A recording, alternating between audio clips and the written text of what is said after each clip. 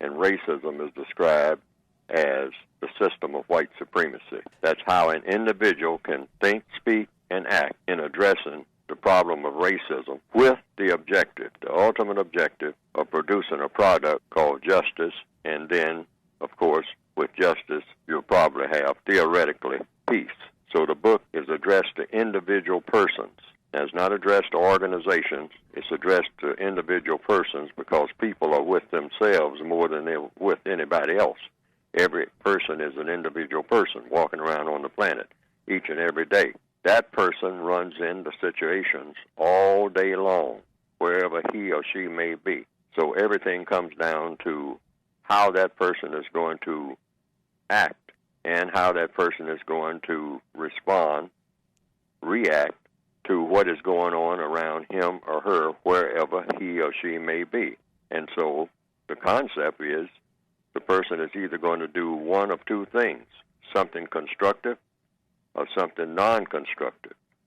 And so the book is about trying to have the person do the thing that will have the best and most constructive result for that person.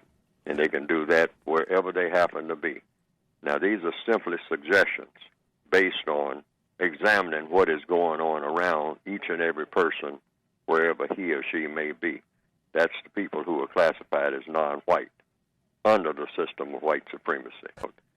How to speak, think, speak, and or act. Well, you speak. After you think, you speak. Most people have something to say to someone throughout the day, and there's certain words that shouldn't be used and certain terms that should be used in order to get the best result. Certain sentences that should be put together in a certain way. And there are certain key words that shouldn't be used at all. But you can ask questions when someone else uses these terms, because many terms in the so-called English language are very, very misleading and causes confusion. And then from confusion comes frustration. And from frustration comes anger.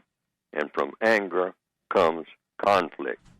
And from conflict will come misery and death between people. So a lot of things that people say each and every day, the way they interact with each other, will lead to this confusion and conflict and the frustration and sometimes killing. And no one sometimes even thinks about how it really got started. It got started with something that somebody said. So your words are very important.